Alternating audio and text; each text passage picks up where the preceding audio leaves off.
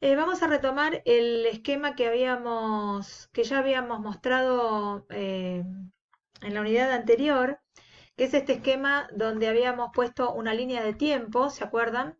Que teníamos una línea de tiempo, las rayitas azules indicaban cada 500 años, o sea, si este era el siglo III antes de Cristo, acá tengo el cero, ¿sí? Acá tengo el siglo quinto, o sea, el año 500, eh, al 1000, al 1500 y al 2000, que es la actualidad. Destacamos algunos periodos y relacionados con los personajes que habíamos mencionado cuando hablamos de la historia de la ciencia. La astronomía, ustedes saben que se inició como astrología. Al hombre siempre le llamó la atención lo que ocurría en los cielos, ¿no? Entonces, podemos mencionar o podemos pensar en una especie de periodo prehistórico de la astronomía hasta el siglo V después de Cristo, ¿sí? O sea que sería el periodo de los griegos hasta más o menos Ptolomeo. Em, Destaqué algunas cosas que se sabían en esos periodos o las que se descubrieron más importantes, como para ubicarnos en la línea de tiempo. Entonces, en esta prehistoria ya se conocía el movimiento aparente, ojo con la palabra, del Sol, la Luna, las estrellas, algunas constelaciones y algunos planetas, no todos. Se conocían las fases de la Luna, se conocían las estaciones del año, se conocía el fenómeno de los eclipses, pero al no encontrar otra explicación, digamos, se eh, explicaba, ¿no es cierto?, por medio de interpretaciones religiosas. Y lo que se buscaba como parte de lo que se conocía como astrología, perdón, en esa época, al día de hoy existe la astrología, pero no es una ciencia, ¿sí?, sino que es una pseudociencia, no cumple con los requisitos que fija la ciencia de validación, de evidencia, de demostración, ¿no es cierto?, que habíamos estado discutiendo en la unidad anterior. Por lo tanto, es una pseudociencia, la astrología. Estamos hablando de la astronomía. Entonces, al no tener otra interpretación mejor, se acudía a la interpretación religiosa, a la interpretación por el humor de los dioses, etc. Hay una cosa tenemos que destacar, que el calendario que hoy nos regula, digamos, como sociedad, que es el calendario juliano, se inventó en Roma en el año 46 a.C. O sea, ellos ya sabían que el año duraba 365 días y un cuarto. Entonces, cada 4 años tenían lo que hoy es nuestro año bisiesto, ¿no? Agregaban un día más al calendario.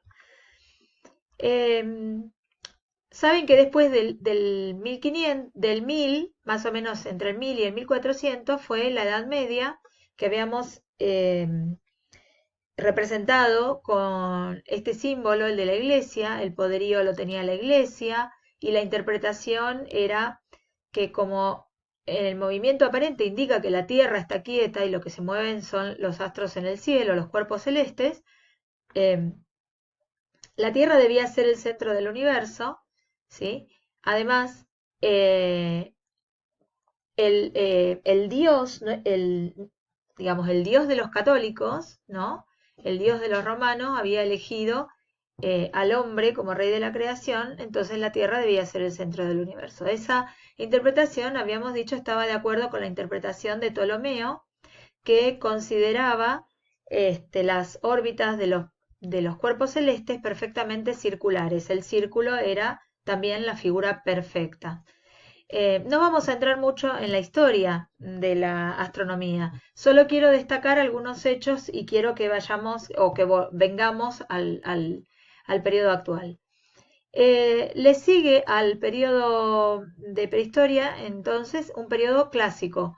En este periodo, más o menos hasta el 1400, a pesar de la Edad Media, ¿no?, y del oscurantismo y de la digamos, de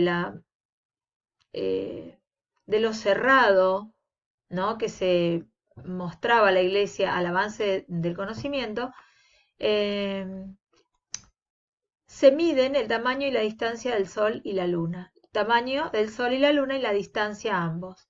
Se puede medir la forma y tamaño de la Tierra y el movimiento de los planetas. O sea, cómo se mide la forma y tamaño de la Tierra y las distancias es una cuestión que no vamos a abordar en esta unidad. Pero si a alguien le interesa, lo podemos comentar. Puedo poner material. Después viene el Renacimiento, que más o menos ubicamos en el 1600, ¿no? Renacimiento de las artes y de las ciencias. Acá es donde, o es cuando, en realidad resucita el modelo de Copérnico, ¿no? Aparece el modelo de Copérnico, el modelo heliocéntrico, y acá es donde Galileo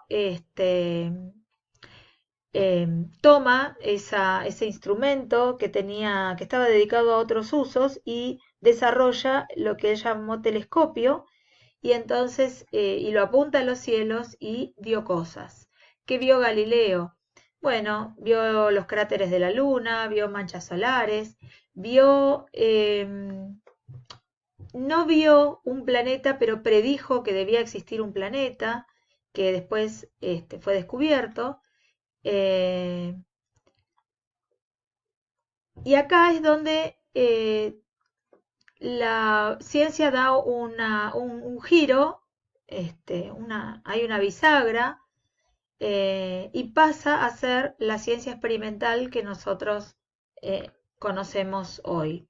Acuérdense, Francis Bacon, el mal llamado o bien llamado en su momento, pero ahora objetado, el muy objetado método científico, ¿sí? Y las observaciones que al principio eran a ojo pelado y después con algún instrumento y después finalmente con el telescopio de Brahe, Galileo Galilei y Johannes Kepler. El periodo moderno es el periodo actual donde a partir del 1600, 1700, Isaac Newton sienta las leyes, la ley de la gravitación universal, ¿sí? Sienta las bases de una nueva matemática y de una nueva astronomía. Y si venimos acá dando un salto muy grande a la actualidad, tenemos la aparición de, entre otras discusiones importantes, la idea de los agujeros negros de Stephen Hawking. Bien, vamos para adelante. Acuérdense de los modelos que habíamos discutido, ¿sí? Teníamos el modelo de Ptolomeo con los epiciclos, estos giros sobre la órbita de los planetas, para explicar las anomalías que había en la observación de la trayectoria de ciertos planetas a lo largo del año. Tenemos después el modelo heliocéntrico de Copérnico y finalmente el modelo de Kepler que, digamos, con sus tres leyes, nosotros no las vamos a ver, pero explican perfecta y elegantemente y sencillamente los movimientos de los planetas hasta el día de hoy.